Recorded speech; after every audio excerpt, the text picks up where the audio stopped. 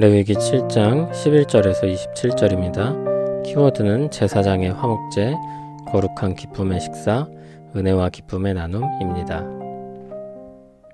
여호와께 드릴 화목제물의 규례는 이러하니라. 만일 그것을 감사함으로 드리려면 기름 섞은 무교병과 기름 바른 무교전병과 구운 가루에 기름을 섞어 구운 과자를 그 감사제물과 함께 드리고 또 유교병을 화목제의 감사제물과 함께 그 예물로 드리되 그 전체의 예물 중에서 하나씩 여호와께 거제로 드리고 그것을 화목제의 피를 뿌린 제사장들에게로 돌릴지니라. 감사함으로 드리는 화목제물의 고기는 드리는 그날에 먹을 것이요 조금이라도 이튿날 아침까지 두지 말 것이니라. 그러나 그의 예물의 제물이 서원이나 자원하는 것이면 그 제물을 드린 날에 먹을 것이요 그 남은 것은 이튿날에도 먹되 그 제물의 고기가 셋째 날까지 남았으면 불사를 지니 만일 그 화목제물의 고기를 셋째 날에 조금이라도 먹으면 그 제사는 기쁘게 받아들여지지 않을 것이라. 드린 자에게도 예물답게 되지 못하고 도리어 가증한 것이 될 것이며 그것을 먹는 자는 그 죄를 짊어지리라. 그 고기가 부정한 물건에 접촉되었으면 먹지 말고 불사를 것이라. 그 고기는 깨끗한 자만 먹을 것이니 만일 몸이 부정한 자가 여호와께 속한 화목제물의 고기를 먹으면 그 사람은 자기 백성 중에서 끊어질 것이요 만일 누구든지 부정한 것 곧 사람의 부정이나 부정한 짐승이나 부정하고 가증한 무슨 물건을 만지고 여호와께 속한 화목제물의 고기를 먹으면 그 사람도 자기 백성 중에서 끊어지리라. 여호와께서 모세에게 말씀하여 이르시되 이스라엘 자손에게 말하여 이르라. 너희는 소나 양이나 염소의 기름을 먹지 말 것이요 스스로 죽은 것의 기름이나 짐승에게 찢긴 것의 기름은 다른 데는 쓰려니와 결단코 먹지는 말지니라. 사람이 여호와께 화제로 드리는 제물의 기름을 먹으면 그 먹는 자는 자기 백성 중에서 끊어지리라. 너희가 사는 모든 곳에서 새나 짐승의 피나 무슨 피든지 먹지 말라. 무슨 피든지 먹는 사람이 있으면 그 사람은 다 자기 백성 중에서 끊어지리라. 아멘. 오늘은 제사장의 관점에서 보는 화목제입니다. 다른 규정들처럼 제사장의 상황에서 염두할 세부 사항이나 예외 상황들이 나옵니다. 하나님께 감사나 헌신을 표하는 이 제사를 드리면서 하나님 안에서 그 백성들이 함께 먹는 화목제입니다. 기쁨의 식사이면서도 거룩함을 유지하는 지침들을 지켜서 본래의 정체성을 잃어버리지 않도록 한 것입니다. 기쁨은 분명히 좋은 것이지만 무질서한 기쁨은 악이 될 수도 있습니다.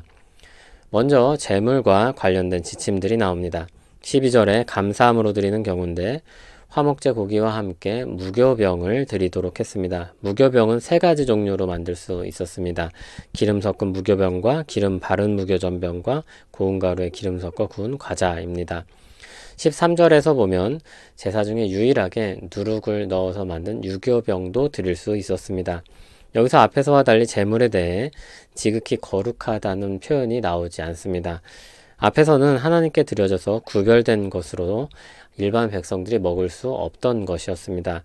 그런데 여기는 일반 백성도 함께 기뻐하며 식사에 참여하는 제사였기 때문에 그렇게 구별하지 않는 것입니다. 14절을 보면 예물 중 하나씩을 취해서 거제로 드리고 그것을 화목제를 수행한 제사장에게 돌렸습니다. 거제는 높이 들어 올리는 의식으로 보통 이해를 합니다.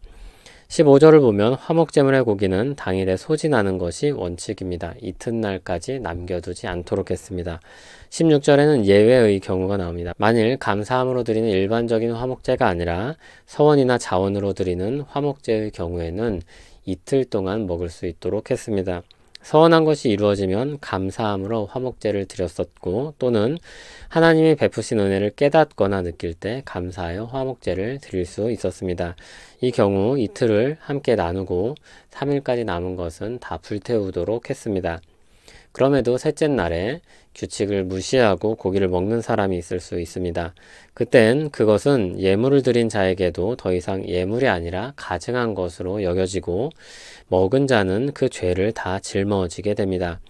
이틀간 감사함으로 먹고 즐겁게 보낸 날들이 다 무의미해지는 것입니다. 이와 같은 규례는 드린 자와 먹는 자 모두 함께 기뻐하면서도 거룩함을 지키려고 애쓰도록 하는 규칙이었을 것입니다. 날을 하루나 이틀로 제한한 규례는 더 많은 사람들을 참여하도록 독려했을 것입니다. 짧은 시간 안에 많은 고기와 음식을 소진하려면 많은 사람들이 함께 참여했어야 했기 때문입니다. 19절에는 또 다른 예외 상황이 나옵니다. 고기가 부정한 물건에 접촉이 되면 먹지 말고 불사르도록 했습니다. 또 화목제의 음식은 부정하지 않은 사람들만 먹어야 했습니다. 몸이 부정한 자가 먹으면 백성 중에서 끊어진다 했습니다. 여기 끊어진다는 의미는 아마 다음 둘 중에 하나일 것입니다. 제사 등으로부터 제외되는 일종의 출교 또는 육신의 죽음을 맞이하는 것일 것입니다. 정상적인 몸을 가졌지만 부정한 것을 만진 사람도 여기서 금지되었습니다. 그러므로 화목제를 참여하려는 모든 사람은 자신을 깨끗이 지키려고 해야 했습니다. 그렇게 깨끗한 사람들만 이 기쁨의 식사를 함께 나눌 수 있었습니다. 22절부터는 피와 기름에 대한 금지 명령이 나옵니다. 화제로 드리는 제물의 기름은 모두 금지되었습니다. 먹으면 백성 중에서 끊어진다 했습니다. 기름은 가장 좋은 것을 상징합니다. 하나님께 가장 좋은 것을 드리는 것은 모든 소유의 주인이 바로 주님이시라는 것을 인정하는 것입니다. 또 피를 먹는 것이 금지되었습니다. 피를 먹는 사람 역시 백성 중에서 끊어진다고 했습니다. 피는 생명을 상징합니다. 생명의 주인 역시 하나님임을 시인하는 것입니다. 제사장은 이와 같은 세부 사항들을 숙지하고 가르쳐서 백성들에게 화목제의 기쁨을 나눠야 했습니다.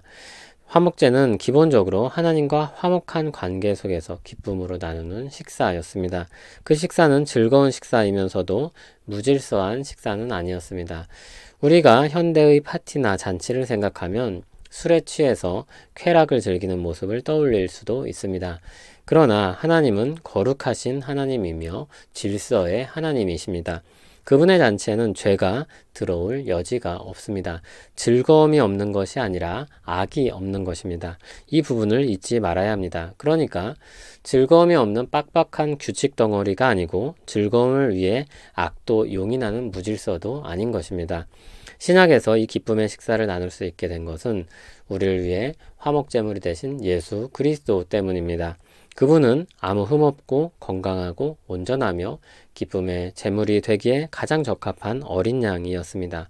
모든 제물 중에서 가장 좋은 제물로서 우리를 위해 완벽한 제사를 드린 것입니다. 그로 말미암아 우리는 구원받고 하나님과 함께 먹고 마시며 함께 할 수 있는 특권을 누리게 된 것입니다. 특히 주님의 성찬은 신약의 기쁨의 식사입니다. 그러므로 이를 위해 주의 만찬에 합당하지 않은 태도로 먹고 마시는 것은 모두 금지되었습니다.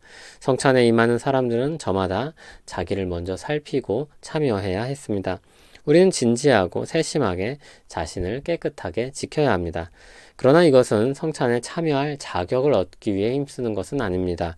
우리는 예수 그리스도의 은혜로만 성찬에 참여할 자격을 얻습니다.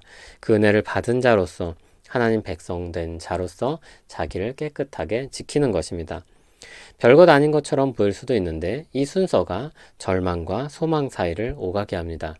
그리스도의 은혜가 아닌 자신의 수고로 만들려는 모든 것은 모두 허망한 것입니다. 주님의 식탁에 기쁨으로 참여하되 그 은혜에 참여하는 자답게 자신을 깨끗하게 지키는 것입니다. 히브리서 13장 15절은 예수로 말미암아 항상 찬송의 제사를 하나님께 드리자. 이는 그 이름을 증언하는 입술의 열매라고 했습니다. 주신 은혜에 감사하여 항상 주님을 높이는 삶을 살려고 하는 것이 은혜 받은 자에게 합당한 삶인 것입니다. 제사장을 위한 세부 규정들을 보았습니다. 예외 상황들과 지켜야 할 규칙들이 있습니다.